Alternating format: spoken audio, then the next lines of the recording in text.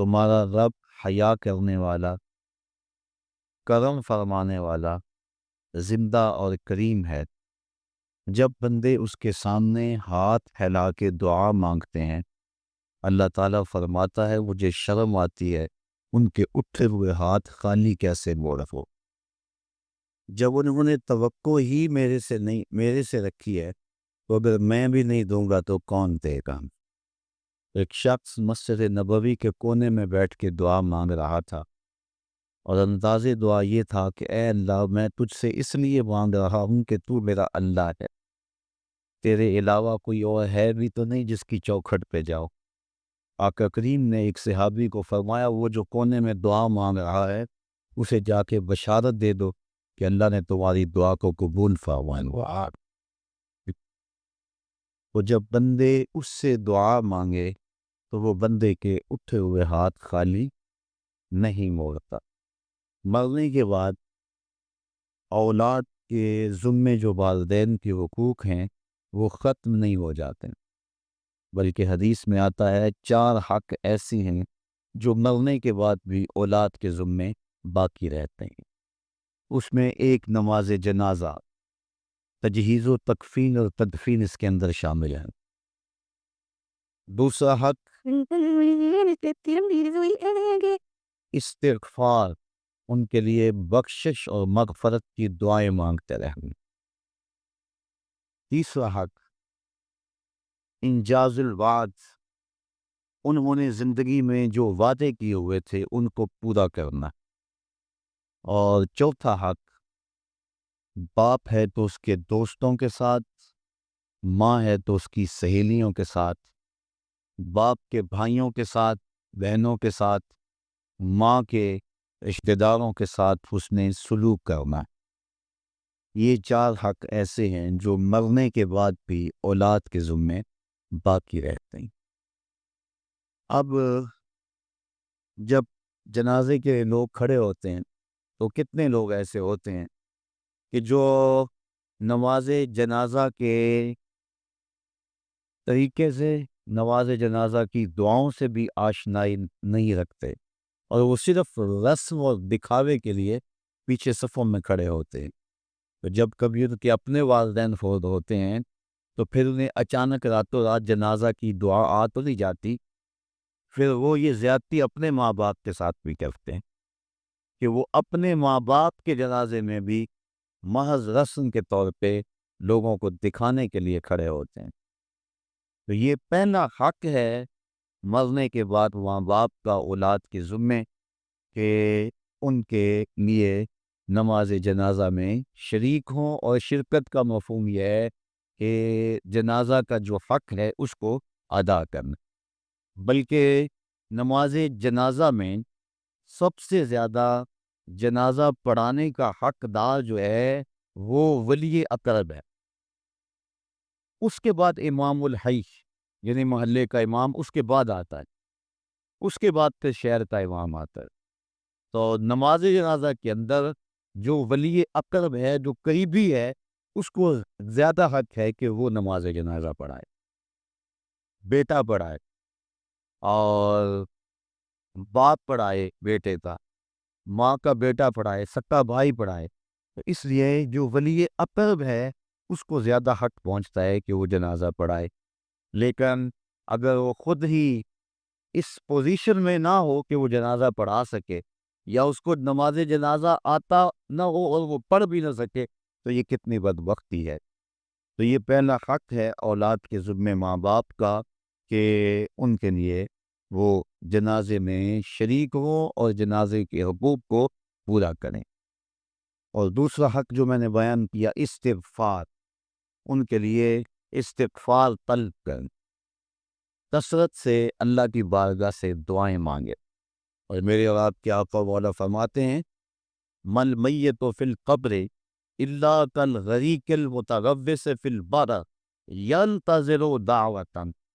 ہم جب کسی شخص کو بھی قبر میں دفن کر کے آتے ہیں تو اس کی حالت یہ ہوتی ہے جس طرح وہ بندہ پانی میں غوطے کھا رہا ہو، پھر وہاں وہ اگر کسی چیز کا انتظار کرتا ہے تو وہ صرف دعاؤں کا انتظار کرتا ہے کہ میرے لیے کسی کے ہاتھ اٹھ جائیں، میرے لیے کوئی دعا کرے، وہ میرا بھائی ہو، وہ میرا دوست ہو، وہ میرا رشتہ دار ہو، وہ میری اولاد ہو، تو مرنے کے بعد مرنے والے کو سب سے زیادہ ضرورت دعاؤں کی ہوتی۔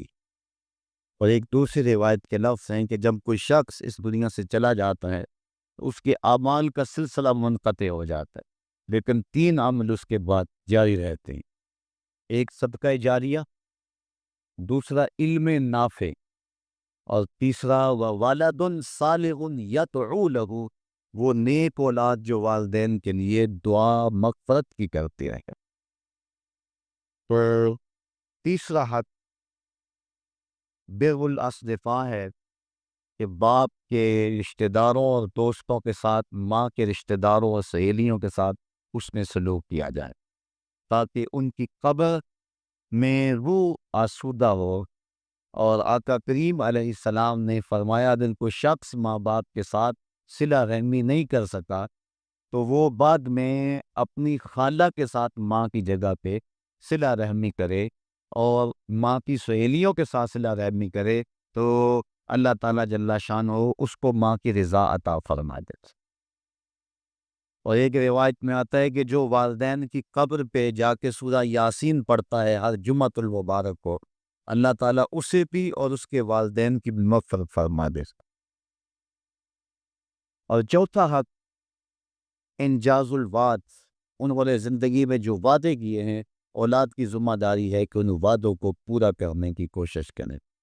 اگر کسی غریب سے ان کا تعاون کا معمول تھا تو ماں باپ کے چلے جانے کے بعد اگر وہ غریب دروازے پہ آتا ہے تو خالی لوٹ کے نہ جائے، بلکہ اسی طرح خیر لے کے آئے، تاکہ والدین کو قبر میں آسودگی اور ٹھنڈک پہنچے۔ تو مرنے کے بعد یہ حق باقی رہتے ہیں، اور ان میں سے اہم حق جو ہے وہ دعا کا ہے۔ اور اگر کوئی شخص ضد سے کہتا ہے میں دعا نہیں مانگتا، تو میاں یہ اس کی مرضی ہے۔ اللہ تعالیٰ جل شانہ وہ تو قرآن میں واضح اور دو ٹوک فرماتا ہے، قل ما یعبؤ بکم ربی لولا دعاؤکم، محبوب تم فرما دو اے لوگو اگر تم دعا نہیں کرو گے تو اللہ بھی پرواہ کرنا چھوڑ دے گا۔ تمہاری ضرورت ہے کہ تم مانگو، اور جب تم مانگنے والے اتنے متکبر ہو گئے، وہ کہتے ہم نہیں مانگتے، تو وہ تو پہلے ہی بے نیاز ہے۔ اس لیے تم اگر مانگتے رہو گے وہ تمہاری جھولیاں بھرتا رہے گا، اور اگر تم متکبر ہو جاؤ گے، نہیں پرواہ کرو گے، تو وہ تو پہلے ہی بے نیاز ہے۔ مانگنا تمہاری ضرورت ہے، اس کی ضرورت نہیں ہے کہ وہ تمہیں دے، لہٰذا تم اس سے طلب کرتے رہو، جھولی پھیلا پھیلا کے مانگتے رہو، وہ تمہاری جھولیاں بھرتا رہے گا۔ تو پہلا حق جو ہے، وہ پہلا مقصد ہماری ایسی تقاریب کے انعقاد کا دعائے مغفرت ہے۔ دوسرا مقصد ہماری اس قبیل کی تقریبات کا پسماندگان سے اظہار تعزیت ہے، کیونکہ اگر دعا ہی مقصد ہو تو دعا تو گھر بیٹھے بھی ہم کر سکتے تھے۔ اتنے طویل ترین سفر کر کے آج ہر بندہ مصروف ہے، اپنی گوناگوں مصروفیات سے وقت نکال کر آپ یہاں آئے ہیں۔ اگر صرف دعا ہی مقصد ہے تو دعا تو آپ گھر بیٹھے بھی کر سکتے تھے۔ میں بھی اتنی دور سے آیا ہوں، وہاں ہاتھ اٹھا کے دعا کر دیتا، کافی ہو جاتا، لیکن یہاں آنے کا دوسرا مقصد پسماندگان سے ان کے دکھ میں شریک ہونا ہے، اور ان سے اظہار تعزیت و محبت کرنا ہے، اور یہ حضور کے عمل اور حضور کے طریقے سے ثابت ہے۔ حضرت ماعز ابن مالک رضی اللہ تعالی عنہ حضور کی خدمت میں جب حاضر ہوئے اور ایک ہاتھ کے لیے اپنے آپ کو خود پیش کیا، عرض کی حضور مجھے پاک کر دیجیے۔ میرے آقا کریم نے فرمایا جاؤ اللہ سے معافی مانگو، وہ تمہارے گناہ معاف کر دے گا۔ وہ گئے، معافی مانگی، لیکن بے چینی اور اضطراب ایسا تھا، پھر پلٹ کے آ گئے، پھر عرض کی حضور مجھے پاک کر دیجیے، طہرنی یا رسول اللہ صلی اللہ علیہ وسلم۔ حضور نے فرمایا جاؤ نا معافی مانگو اللہ سے، اللہ تمہیں معاف کر دے گا۔ وہ گئے، معافی مانگی، پھر پلٹ آئے اور عرض کی طہرنی، حضور مجھے پاک کر دیجیے۔ قال فیما اطہرک کا، کہا کس جرم سے پاک کروں؟ بار بار آ جاتے ہو، تمہیں کہا ہے کہ جاؤ اللہ سے معافی مانگو، تمہیں معاف کر دیا جائے گا، لیکن تم پھر پلٹ آتے ہو۔ قال من الزنا، عرض کی حضور مجھ سے زنا سرزد ہو گیا، ہوں میں شادی شدہ، اور شادی شدہ زانی کی جو سزا ہے وہ کڑی بھی ہے، میرے علم میں ہے کہ اسے سنسار کر دیا جائے، وہ دھرتی پہ جینے کے قابل نہیں ہے، لیکن اس کے باوجود میں اقرار کرتا ہوں تاکہ جو آخرت کی سزا ہے اس کے مقابلے میں یہ دنیا کی سزا کچھ بھی نہیں ہے۔ آخرت کی سزا بڑی سخت اور کڑی ہے۔ آپ کا کریم نے ایک دن حضرت جبریل امین سے پوچھا مجھے جہنم کے عذابوں کا تذکرہ سناؤ، تو انہوں نے عرض کی حضور اخف العذاب، سب سے خفیف اور ہلکا عذاب یہ ہوگا کہ جہنمی کے پاؤں میں آگ کا جوتا رکھا جائے گا، پورا باقی بدن سلامت ہوگا، صرف پاؤں میں آگ کے جوتے رکھے جائیں گے، یاگلی منہما دوابہ، جوتے پاؤں میں ہوں گے لیکن اس کی حدت، عطش اور گرمی سے دماغ پگھل کے ناک اور کانوں کے راستے سے باہر آ جائے گا۔ یہ سب سے ہلکے عذاب کی کیفیت ہے، اور جو سخت عذاب ہیں العیاذ باللہ۔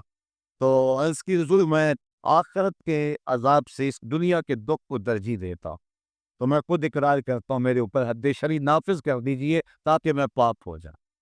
آقا کریم نے فرمایا کہ انہوں نے نشہ تو نہیں کیا ہوا؟ ایک صاحب اٹھے، منہ سونگا، عرض کی نہیں حضور ایسی کوئی کیفیت نہیں۔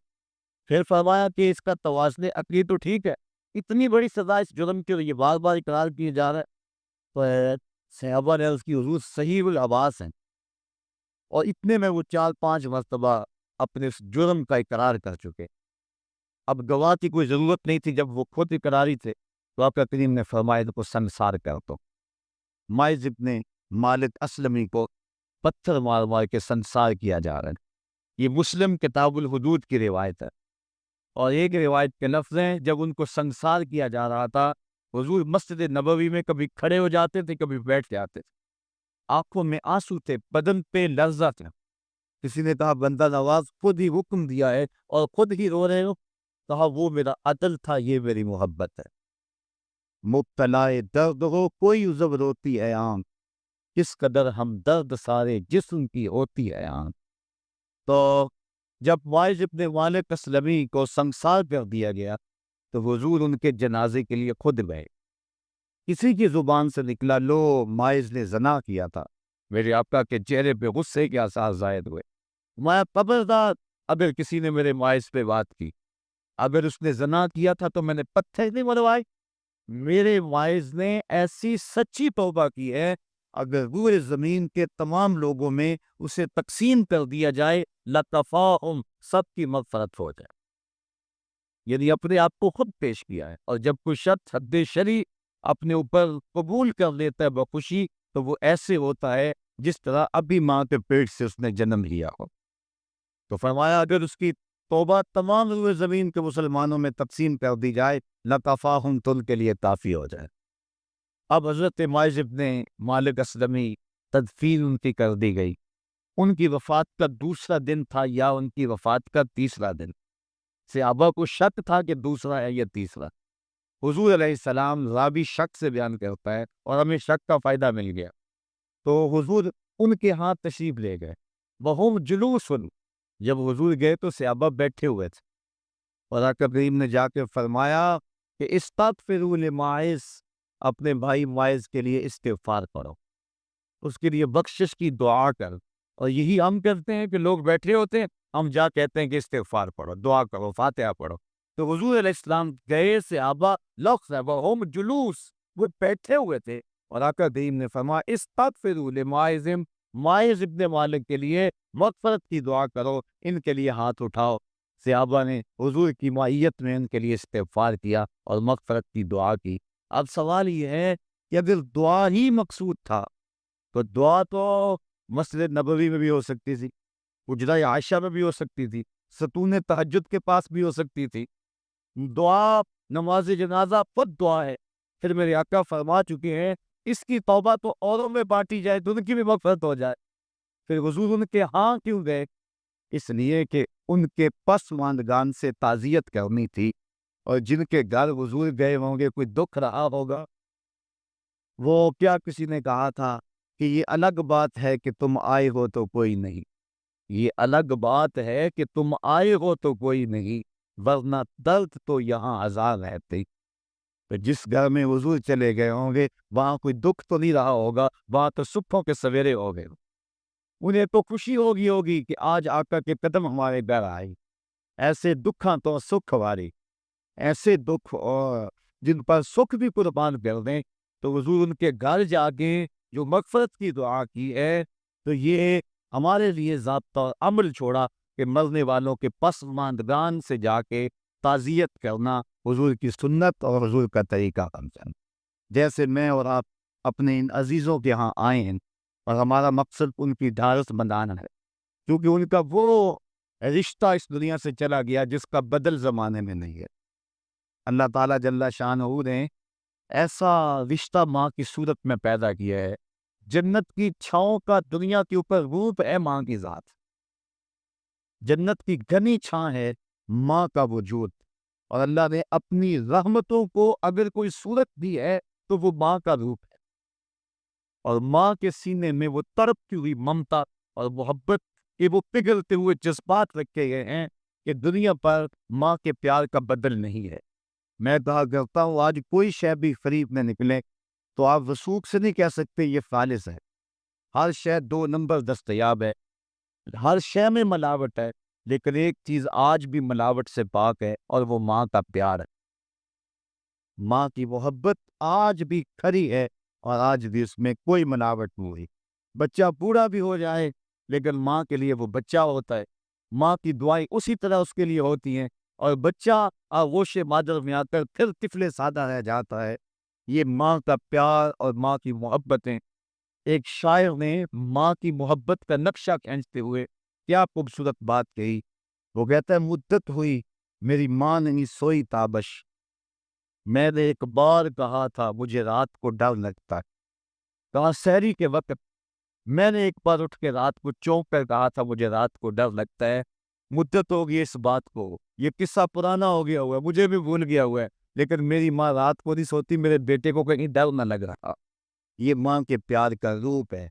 علامہ اقبال جب ان کی والدہ انتقال کر گئی تو وہ دیار غیر میں تھے، تو اس وقت انہوں نے ایک طویل مرثیہ لکھا اپنی ماں کی یاد میں، جو آج بھی کلیات اقبال اردو مجموعہ میں ہے، جس کا عنوان ہے والدہ مرحومہ کی یاد میں۔ اس کے اندر لکھتے ہیں اب وطن میں ہوگا کس کو میرا انتظار، وطن میں ہوگا اب کس کو میرا انتظار، کون میرا خط نہ آنے سے رہے گا بے قرار، آرزو لے کر تیری خاک مرکت پہ آؤں گا، اب دعائے نیم شب میں کس کو میں یاد آؤں گا۔ کون پچھلے پیر اٹھ کے دعا کرے؟ آج ایک سے کہنا پڑتا نا جناب دعا کرنا، مولوی صاحب سے بھی عرض کرنا پڑتا حضور دعا میں یاد رکھ، پیر صاحب سے گزارش کرنا پڑتی ہے جناب مجھے دودھ راتوں میں اور چاندنی راتوں میں مجھے یاد رکھنا، حاجی کو وہ تمیر کو کہنا پڑتا جناب دیار حرم میں جا رہے ہو اور دیار حبیب پہ جا رہے ہو، وہاں مجھے دعاؤں میں یاد رکھنا، سین حرم میں بھی اور جالی کے سامنے بھی، ہر ایک کو کہنا پڑتا ہے کہ مجھے دعاؤں میں یاد رکھنا۔ کبھی ماں کو بھی کہنا پڑا ہے کہ امی دعاؤں میں یاد رکھنا۔ ماں کے ہاتھ ویسے اٹھے رہتے ہیں، اور جب ماں کے ہاتھ اٹھ جائے اجابت کے سارے دروازے کھل جاتے۔ میں نے پڑھا کتب حدیث میں جو دعائیں رد نہیں ہوتی ان میں سے ایک ماں کی دعا ہے، جب ماں ہاتھ اٹھا دے تو جنت کے سارے دروازے کھل جاتے ہیں، اور یہ لازمی نہیں ہے کہ ماں رابعہ پسریہ ہو تو پھر ہی اس کی دعا قبول ہوتی ہے، اپلے تھاپتی ہوئی ماں اور لیپا پوتی کرتی ہوئی ماں جو ہے وہ مٹی سے بھرے ہوئے ہاتھ اٹھا دے تو اللہ ان ہاتھوں کو بھی خالی نہیں موڑتا۔ ماں جب بولتی ہے تو اس کے لہجے میں جبریل بولتا ہے، ماں جب مسکراتی ہے لگتا ہے جنت کی ساری کنیاں کھل اٹھی ہیں۔ ماں کے چہرے کی رونق اور ماں کے چہرے کی جو ہے وہ خوشی بیٹے کے دل کو حقیقی قرار اور حقیقی تسکین دیتی ہے۔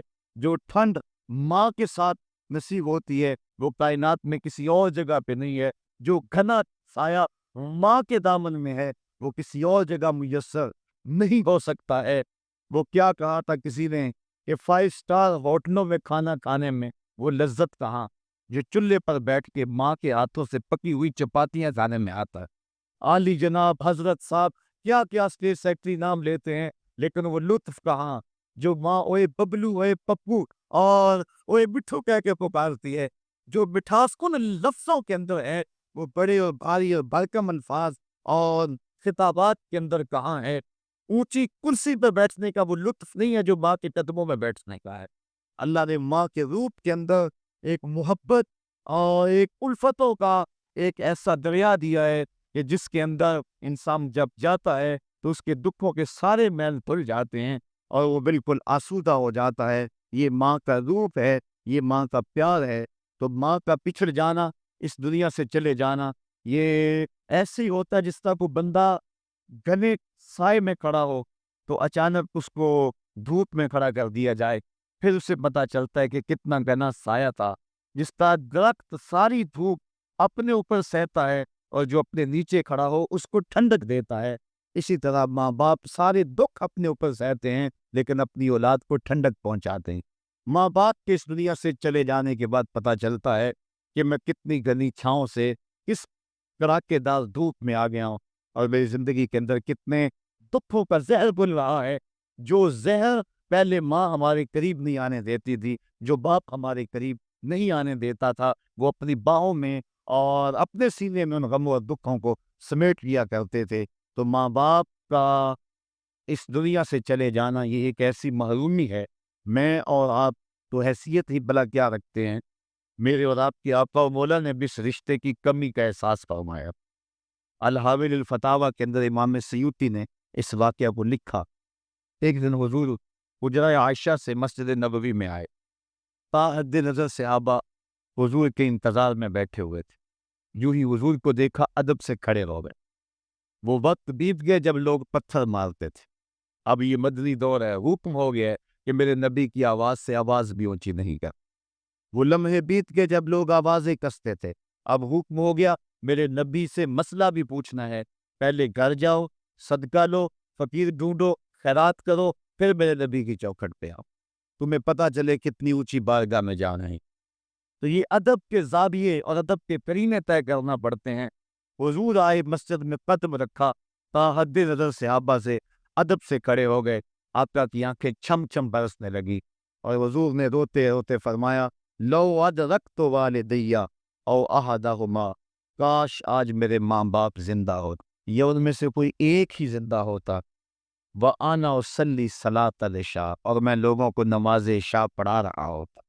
انسان نے دکھوں کا دور دیکھا ہو، بعد میں اللہ خوشحالیاں دے دے تو انسان اس بات کی ضرور آرزو کرتا ہے کہ میرے ماں باپ نے میرے دکھوں کا دور دیکھا، کاش آج میرے سر پہ عزتوں کی سجی ہوئی دستار بھی دیکھتے، آج مجھے وقار کی مسند پہ بیٹھا ہوا بھی دیکھتے، آج میرے گھر میں بچوں کا کھیلنا بھی دیکھتے، آج میرے آنگن کی بہار بھی دیکھتے، آج دولت کی ریل پیل بھی دیکھتے، آج عزتوں کا ظرف جو مجھے نصیب ہوا ہے وہ بھی ماں باپ ملاحظہ کرتے، آج میرے وقار اور میرے عہدہ و منصب کو بھی دیکھتے، معاشرے میں میرے مرتبہ و مقام کو بھی دیکھتے تو کتنے خوش ہوتے۔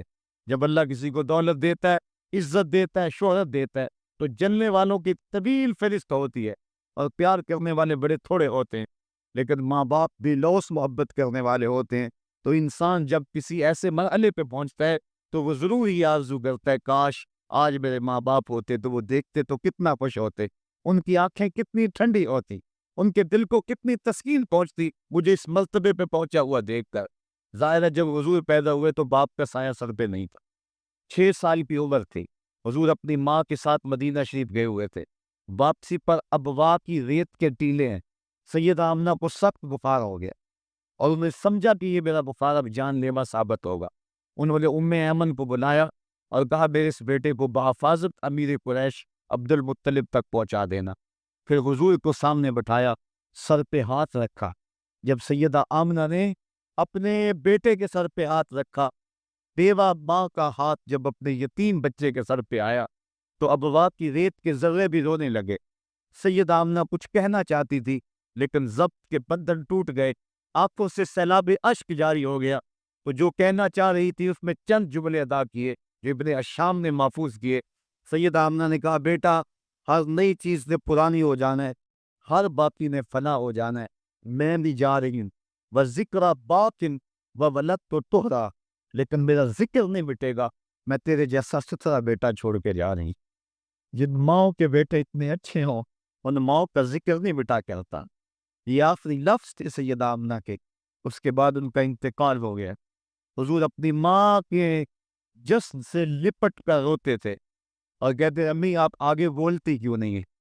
6 سال کی معصوم عمر، ابوات کی ریت کے ٹیلے، کونین کے سردار کے لیے یہ دکھوں کی کہانیاں۔ اللہ کے محبوب علیہ السلام نے وہی اپنی ماں کی تدفین کی اور وہ اپنی ماں کی قبر کے اوپر پتھروں کے ٹکڑے رکھے، اور یہاں آج ہو بھی کیا سکتا تھا؟ مدینے میں حضور کی ماں کا انتقال ہوتا، کتنے صحابہ جنازے میں ہوتے، فرشتے جنت سے پھول لے کر آتے حضور کی ماں کی قبر پہ چڑھانے کے لیے۔ یہ ابوا کی ریت ہے، مسافرت، غربت۔ حضور نے مٹی کے اس پودے کے اوپر، اپنی ماں کی قبر کے اوپر پتھر کے ٹکڑے رکھے، اور وہ پیار کسی شاعر نے کہا تھا تجھے کن پھولوں سے ہم کفن دیں، تو جدا ہی ایسے موسموں میں ہوا جب درختوں کے ہاتھ پھولوں سے خالی تھے۔ حضور نے اپنی ماں کی تدفین کی اور پھر ام ایمن کے ساتھ بیٹھ کے حضور واپس آ گئے۔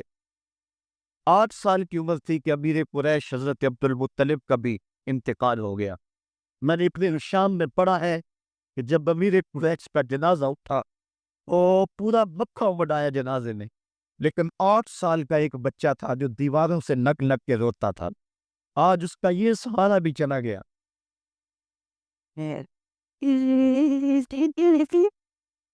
8 سال کی عمر میں حضرت عبد المطلب کا بھی انتقال ہوا۔ پھر حضور اپنے چچا کی کفالت میں آئے، وہ دن بھی بیتے، طائف کے بازار بھی آئے، مکے کی گلیاں بھی آئیں، بچھتے ہوئے کانٹے، کھدتے ہوئے گڑے، کبھی عقبہ بن ابی معیط جسم پہ اوجریاں ڈال رہا ہے، کبھی کوئی بددے دازب پہ کوڑا ڈال رہا ہے، کبھی حضور علیہ السلام کی راستوں میں ام جمیل کانٹے بچھا رہی ہے، کبھی بدر سجتا ہے، کبھی احد کی لڑائی ہوتی ہے، حضور کے چچا کے کلیجے کو چبایا جاتا ہے۔ یہ دن سخت ترین دن تھا، حضور کے سر پہ پٹی بندھی ہوئی تھی، آنکھوں میں آنسو جاری تھے، اور بار بار کہتے تھے ما فعل ابوی، میرے چچا کی کہانی سناؤ۔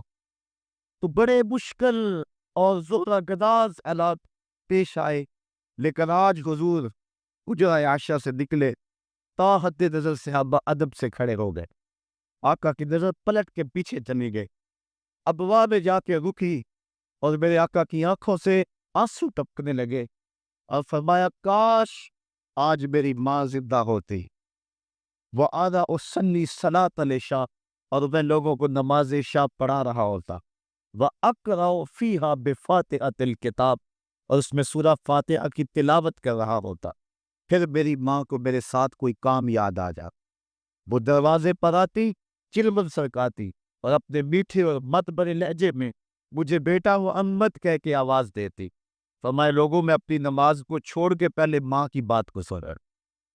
یہ دنیا کے سامنے اپنی ماں کی ضرورت اور اہمیت کو حضور نے رکھا، تو ماں کا بچھڑ جانا، ماں کا اس دنیا سے چلے جانا، یہ بہت بڑا سانحہ ہوتا ہے۔ تو اس موقع کے اوپر پسماندگان کی ڈھارس بنانے کے لیے، ان سے تعزیت کرنے کے لیے، اظہار محبت کرنے کے لیے ہمارا یہاں آنا یہ دوسرا مقصد ہے اس تقریب کے منعقد کرنے کا۔ تیسرا مقصد ایسی محافل کے منعقد کرنے کا کیا ہے؟ پہلا مقصد تو دعائیں مغفرت ہے مردے والوں کے لیے، دوسرا مقصد پسماندگان سے تعزیت کرنا ہے، اور تیسرا مقصد ہم کبھی نہ بھول پائیں وہ یہ ہے کہ ہم اپنے لیے عبرت کا سامان لے لیں۔ آج کوئی قبر میں ہے اور ہم جمع ہو رہے، کل ہم قبر میں ہوں گے اور ہمارے لیے کوئی اور جمع ہو رہا۔ خیر کن فلاں و غنیمت شمار عمر، زاں بیشتر کے بانگ برائت کے فلاں نہ مان۔ شیخ سعدی فرماتے ہیں اے فلاں، بلائی کر لے، اچھائیاں کر لے، اس عمر کے ایک ایک لمحے کو غنیمت سمجھ لے، اس سے قبل کی آواز آئے کہ فلاں نہیں رہا، تو اپنی زندگی کو پہلے ہی اعمال کا حسن دے لے۔ تو یہ وقت میرے اور آپ کے اوپر آنے والا ہے کہ ہمارے لیے بھی لوگ جمع ہو رہے ہیں، ہم قبر میں اب تنہائیوں اور قبر کی پہنائیوں میں موجود ہوں گے، اور لوگ ہمارے لیے جمع ہو رہے ہوں گے قبل اس سے کہ وہ وقت آئے کوئی حجت باقی نہ رہے۔ مجھے اور آپ کو اپنے اعمال کی اصلاح کر لینی چاہیے۔ امام غزالی نے ایک بڑی خوبصورت بات لکھی.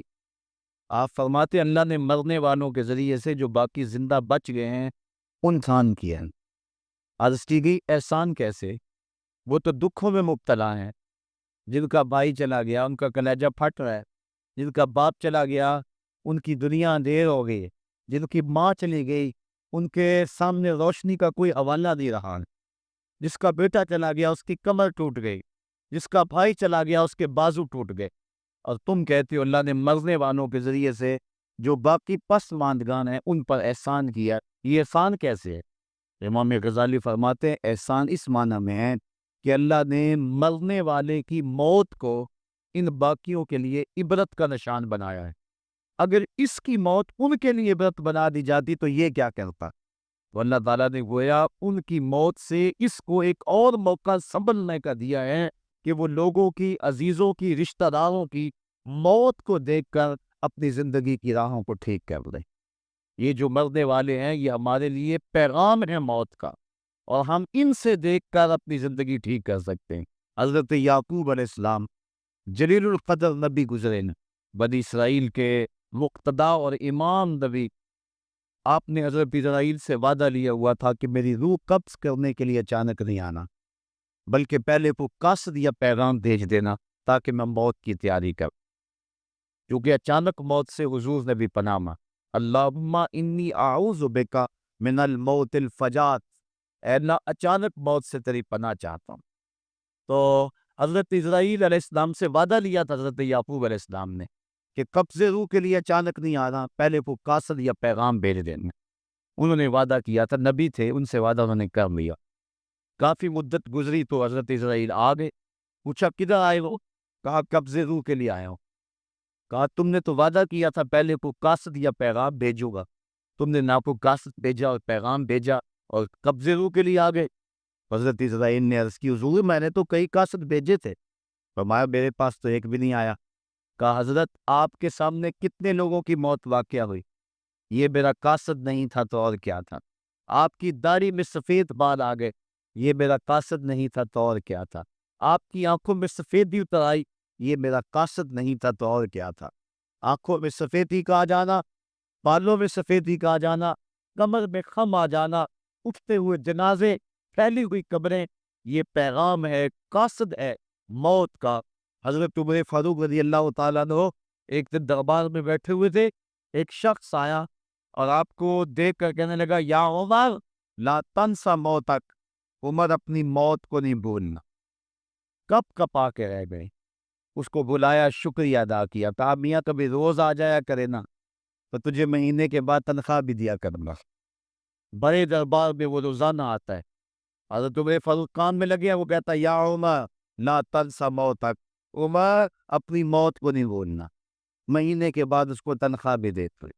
ایک دن وہ آیا، آپ نے اس کے ہاتھ میں اس کا مشارہ دیا، کہا آج کے بعد نہیں آنا. حضرت مجھ سے کوئی گستاخی ہوگی؟ فرمایا نہیں. تذکیر موت کی ضرورت نہیں رہی؟ فرمایا نہیں. کوئی اور بندہ رکھ لیا؟ فرمایا نہیں. تو کہا پھر حضور مجھے بتائیں نا مجھے کیوں چھٹی دی جا رہی ہے. حضرت عمر فاروق چھم چھم ہونے لگے اور داڑھی پہ ہاتھ رکھا، ایک بال الگ کیا، وہ بال سفید ہو چکا تھا. کہا میاں پہلے تو یاد دلاتا تھا، اب تیرے آنے کی ضرورت نہیں رہی. یہ میرے گھر میں مجھے بتانے والا آ گیا اور یہ مجھے بہت نہیں بھولنے دے گا. داڑھی میں سفید بال آ گیا. کہا میاں اب تیرے آنے کی ضرورت نہیں ہے، ہماری تو پوری داڑھی بھی سفید ہو جائے. وہ کیا کہا تھا میاں محمد بخش عارف رومی کشمیر نے خوب کہا تھا، ہڈیاں کمبڑ گوڈے کھڑکن تے اڑ گیا نک تیرا، اجے بھی بدیوں باز نہ آئے جیو مرد تریرا. یا ایوہ انسان ما غرک بربک الکریم، اے انسان تجھے کریم رب کے دروازے سے کس نے دور ہٹا دیا؟ الذی خلقک فسواک فعدلک فی ای صورت ما شاء رکبک، جس نے تجھے پیدا کیا، تیرے اعضاء کو توازن دیا، تجھے حسن اور جوانی بخشی، تجھے چلنے کا سلیقہ دیا، تجھے بولنے کا طریقہ دیا، تجھے سوچنے کے لیے دماغ دیا، تجھے سماعتوں کے پردے دیے. آج شیروں کو تو نچا لیتا ہے، ہاتھیوں کو تو بٹھا لیتا ہے.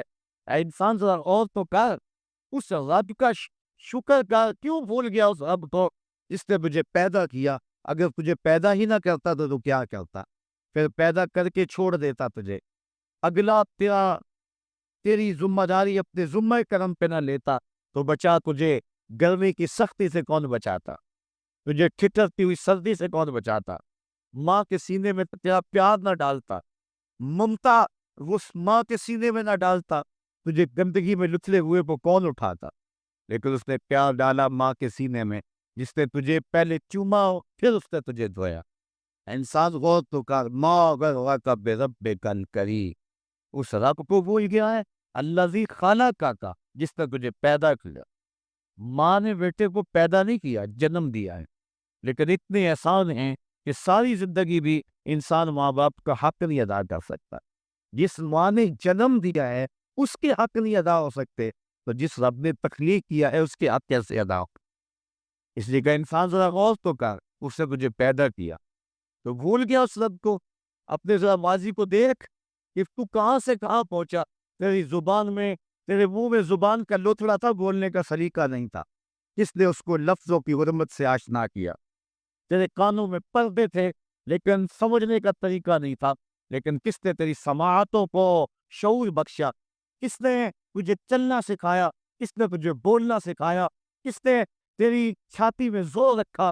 آج تو کڑیل جوان ہے، آج دولت کی انبار تیرے پاس ہے، آج تو چودھری ہے، آج تو خان صاحب ہے، آج تو بہت بڑا عالم ہے، آج تو مفتی ہے، آج تو پیر ہے، آج تو منسٹر ہے، آج تو ناظم ہے، آج دنیا تیری بات گزار ہے، آج تیرے دماغ میں وہ قوت رکھ دی گئی کہ دنیا کو تو انگلیوں پہ نچا رہا ہے۔ ذرا پلٹ کے دیکھنا پیچھے، ذرا پیچھے لوٹ کے تو دیکھ، تو چار پائی کے سہارے بھی چلنا نہیں جانتا تھا، پھر تجھے چار پائی سے چلنا سکھایا، پھر تجھے چلنا، اور چلتا تھا 2 قدم تو گر پڑتا تھا۔ ذرا ماضی کی طرف پلٹ کے دیکھ، اور تو بھول گیا رب کو جس نے تجھے اتنا کچھ دیا؟ چل ماضی کی طرف پلٹ کے نہیں دیکھنا، مستقبل کی طرف ہی جھانک کے دیکھ لے۔ ایک وقت پھر دوبارہ تیرے اوپر ایسا آئے گا، پھر تیری بولتی بند ہو جائے گی، پھر تیرا چلنا بند ہو جائے گا، چار پائی سے لگ گیا، بولے میں تکلیف ہو گئی، تو فانی زدہ ہو گیا۔ سارے گھر والے 4 دن تو بڑی خدمت میں لگے رہے، لیکن انہیں اپنے کام بھی تو کرنے تھے، پھر آہستہ آہستہ تجھے اگنور کرنا شروع کر دیا۔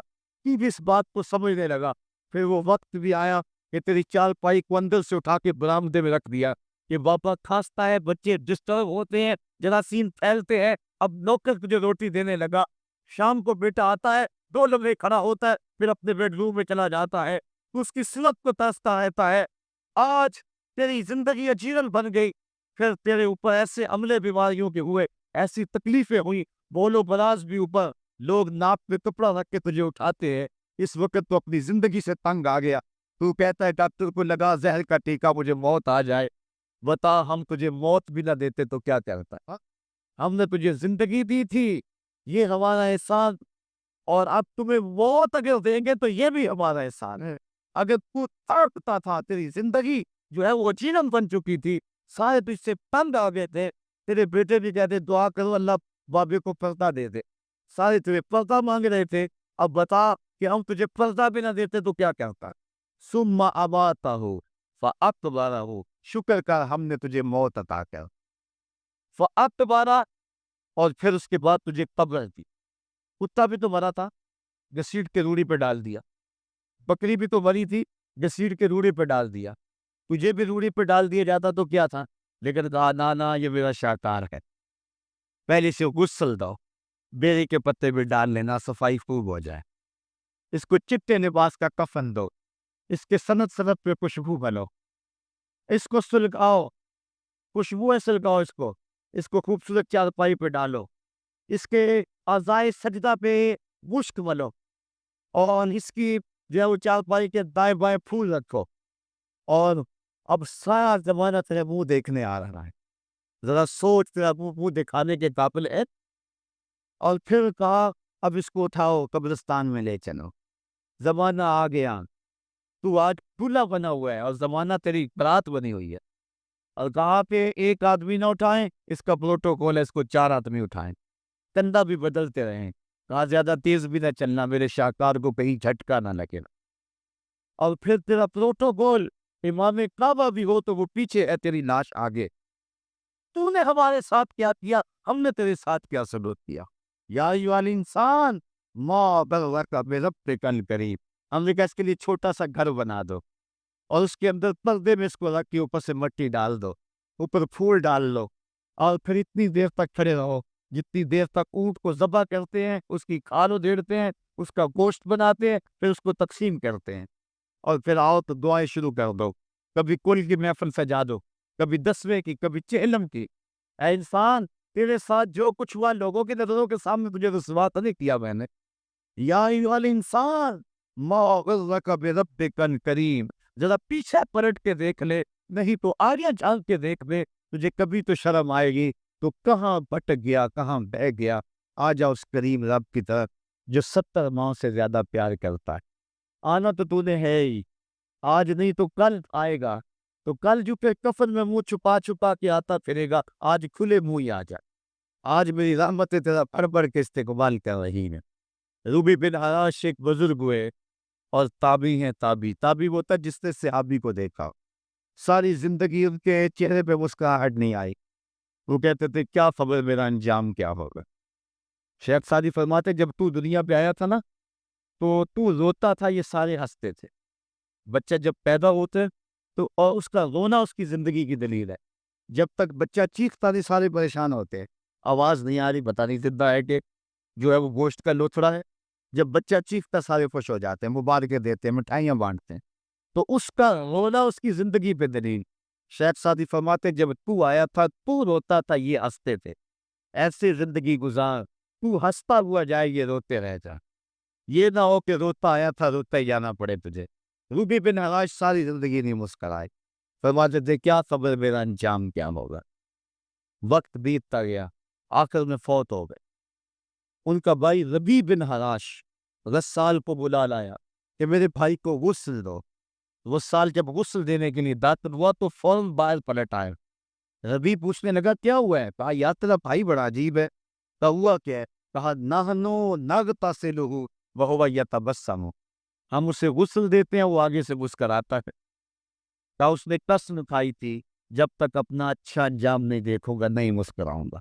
اس کو امام ابو نعیم نے حلیہ میں لکھا، روز الامس کے اندر امام سہیلی نے لکھا، قاضی ایاس مالک الدرسی نے شفا میں لکھا، اور اسی کو امام جلال الدین سیوطی علیہ رحمہ نے جو ہے وہ الخصائص الکبریٰ میں لکھا۔ کہا یا تیرا بھائی بڑا عجیب ہے، ہم اسے غسل دیتے ہیں وہ آگے سے مسکراتا ہے، تو اس نے قسم کھائی تھی جب تک اچھا انجام نہیں دیکھوں گا نہیں مسکراؤں گا۔ آج اس نے اپنا اچھا انجام دیکھ لیا تبھی تو مسکرا رہا ہے۔ 12 لوگوں کے 2 گروہ بن گئے، ایک کہنے لگے کہ یار یہ ویسے گڑی ہوئی بات ہے، بلا کو بندہ مرنے کے بعد بھی مسکرا سکتا ہے۔ ایک گروہ کہتے ہیں یار بندہ بڑا اچھا تھا، ہو سکتا ہے کہ مرنے کے بعد مسکرایا ہو، زندگی تو اس نے دکھ سے گزاری لیکن بعد میں تو سکھ ملا ہوگا۔ اتنے میں نے غسل دے دیا گیا، لوگ اکٹھے ہو کے ان کے گھر آ گئے، انہیں کفن دے کے پٹڑے پہ ڈال دیا گیا۔ ربیع بن حراش نے جب لوگ باتیں کر رہے تھے، کوئی کہہ رہا تھا صحیح ہے کوئی کہتا ہے غلط تھا، تو اس نے کفن سے ہاتھ باہر نکالا اور لوگوں کو کہا السلام علیکم۔ لوگوں نے کہا وعلیکم السلام، اتتکلم بعد الموت، عجیب بات ہے مرنے کے بعد باتیں کر رہے ہو۔ قال نعم اتکلم بعد الموت، کہا ہاں ہاں میں مرنے کے بعد ہی باتیں کر رہا۔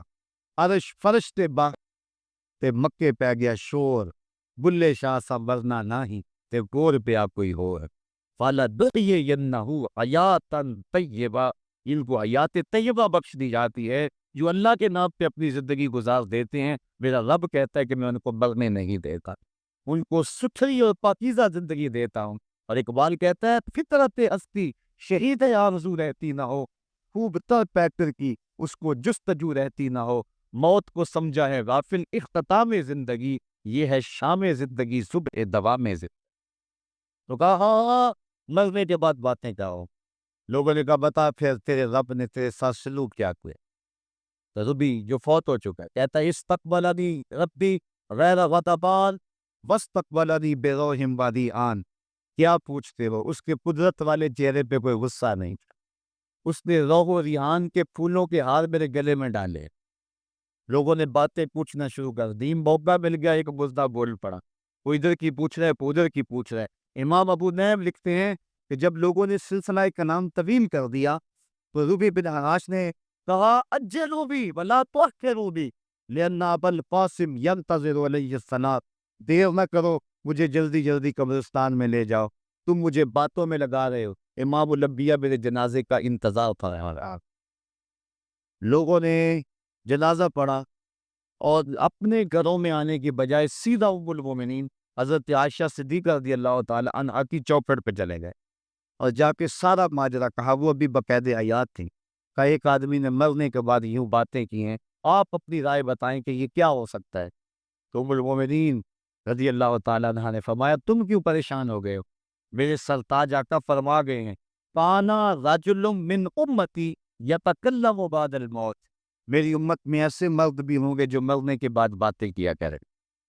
تو وہ لوگ جنہوں نے اپنی زندگی اللہ کے نام لگا دی اور اس کے ذکر کے نام لگا دی، وہ مرنے کے بعد بھی ابدی اور سرمدی زندگی پاتے ہیں۔ اور جو لوگ اللہ سے بے بہرا ہیں، اس کی خشیت سے جن کا سینہ خالی ہے اور دین کا چراغا جن کے سینے میں نہیں ہے، وہ چلتے پھرتے بھی مردہ ہیں۔ ان کے سینے میں دھڑکتا ہوا دل تو ہے لیکن تمانیت کا نور اس میں نہیں رکھتے ہیں۔ وہ دھرتی کے اوپر چلتے تو ہیں لیکن دھرتی کا بوجھ ہیں، لیکن یہ لوگ وہ دھرتی کی چھاتی میں ہیں لیکن دھرتی کا وقار ہے۔ ان کی قبروں سے بھی زندگی پھوٹ رہی ہے اور ضیائیں پھوٹ رہی ہیں۔ میں جب بھی کبھی لاہور گیا ہوں تو ایک منظر مجھے اپنی طرف کھینچتا ہے۔ جب میں دریائے راوی کے اس پار ہوتا ہوں تو میں ایک قبر دیکھتا ہوں جس پہ حسرتیں برس رہی۔ وہ بر صغیر کا مطلق العنان حکمران، جس کی کے اشارہ ابرو سے ہندوستان کی تقدیر بدلتی تھی، آج چند تاش کھیلنے والی ٹولیاں اس کی قبر پہ بیٹھی ہیں۔ اس کی محبوب بیوی جو بادشاہ کے پیچھے بیٹھتی تھی اور پردہ پیچھے لٹک رہا ہوتا، بادشاہ کا کوئی فیصلہ اسے ناگوار ہوتا، پیچھے سے وہ کمر ٹھوکتی، بادشاہ فیصلے بدل لیتا۔ جس کے اشارہ ابرو سے ہندوستان کی تقدیر کے فیصلے تبدیل ہوتے تھے، اس کی قبر بھی ساتھ ہی اندھیرے میں۔ اور اس کی بیٹی کی قبر کے اوپر زیب النساء کے مقبرے پہ لکھا ہے، بر مزار ماں غریب ماں، نہ چراغے نہ گلے، نہ پرے پروانہ سوزد، نہ صدائے بلبلے۔ ہم غریبوں کی قبر پہ کون چراغ جلانے آئے گا، کون پھول ڈالنے آئے گا؟ نہ کوئی بلبل گیت گانے آئے گی اور نہ کوئی پروانہ پر جلانے آئے گا۔ یہ وہ جو مطلق العنان تھے، یہ ان کی قبر کی کہانی سنائی۔ اور جب میں دریائے راوی کا کنارہ پار کرتا ہوں تو ایک لوح مزار وہ بھی ہے جہاں جلی حروف میں لکھا ہے، گنج بخش فیض یانہ، مظہر نور خدا، نات سارا پیر کامل، کامراں را رہنما۔ جب زندگی ایک طرح کی نہیں ہوتی تو پھر موت بھی ایک طرح کی نہیں ہوتی۔ جب دنیا پہ رہنے والے لوگ ایک طرح سے زندگی نہیں گزارتے تو ان کی برزخ بھی ایک طرح کی نہیں ہوتی۔ تو یہ ہے وہ لوگ جن کی قبروں پہ آج بھی چراغاں ہیں، جن کے نام کا آج بھی تنتنا ہے۔ 1000 سال گزر گئے، ان کی نسبی اولاد تو کوئی نہیں ہے، انہوں نے شادی بھی نہیں کی تھی، لیکن اس کے باوجود دن کو چلے جاؤ، کڑکتی دوپہر کو چلے جاؤ، برستی بارش میں چلے جاؤ، لمبی رات کی تنہائی میں چلے جاؤ، موسم کی کسی بھی شدت میں چلے جاؤ، حکومتوں کے بدلتے ہوئے ماحول، ماشاء اللہ کی کیفیتیں، جس دور جس حالت میں مرضی جاؤ، آپ کو وہاں میلہ نظر آئے گا، وہاں وجوہ عاشقہ نظر آئے گا۔ ارے میں گسارو سویرے سویرے، خرابات کے گرد پھیرے بپھیرے، کبھی اس طرف بھی گزر کر تو دیکھو، بڑی رونقیں ہیں فقیروں کے ڈیرے۔ تو وہ لوگ جنہوں نے اپنی زندگی اپنے مالک کے نام گزاری، وہی زندہ ہیں، وہ سرمدی اور اپنی زندگی پائے ہوئے ہیں۔ صاحبو، اب میرے اور آپ کے پاس سانسوں کا موقع موجود ہے، ورنہ یہ سانسیں تیزی کے ساتھ پگھل رہی ہیں۔ میں کل امام راضی کو پڑھ رہا تھا، وہ کہتے ہیں، ایک بزرگ فرماتے ہیں، مجھے سمجھ نہیں آ رہی تھی ان الانسان لفی خسر کی، کہ بے شک انسان گھاٹے میں ہے، اور میں سوچ رہا تھا کیسے گھاٹے میں ہے، تو کہا کہ مجھے سمجھ اس طرح آئی کہ میں بازار گیا، میں نے ایک شخص کو دیکھا جو پھٹے پہ برف رکھ کے بیچ رہا تھا، اور آواز کیا لگا رہا تھا، ارحمو ارحمو میں یذوب و راس مالہ، اور رحم کرو اس بندے پہ، اگر تم نے تھوڑی بھی دیر لگا دی اور میرے سے سودا نہ خریدا تو میرا جو راس المال ہے میرا وہ بھی لٹ جائے گا، کیونکہ برف تو میری پگھلی جا رہی ہے، اور اگر تم نے خرید لی میری برف تو میرے پیسے کھڑے ہو جائیں گے، اور اگر تم نے میری برف خریدنے میں دیر کر دی تو جو میں نے پیسے لگائے ہیں میرے وہ بھی پورے نہیں ہوئیں گے۔ تو وہ کہہ رہا تھا، ارحمو من یذوب راس مالہ وہ کہتے ہیں مجھے ان الانسان لفی خسر کی سمجھ نہیں آ رہی تھی، اس کے اس جملے کو سن کے سمجھ آ گئی۔ انسان جلدی جلدی اپنی سانسوں کو گنوا رہا ہے، اسے چاہیے کہ جلدی جلدی ان سانسوں سے کام لے لے، ورنہ یہ سانسوں کی برف پگھل جائے گی اور اس کی یہ پونجی بھی برباد ہو جائے گی۔ تو صاحبوں، میں اور آپ لمحہ لمحہ موت کے قریب ہو رہے ہیں، لمحہ لمحہ موت کے قریب ہو گئے۔ آج میں دوپہر کو بیٹھا تھا تو وہ ایک شخص آگے میاں صاحب کا شعر پڑھنے لگا، دیگر تے دن گیا محمد عورت نو ڈب جانا۔ تو میری نظر چلی گئی، میں نے کبھی تو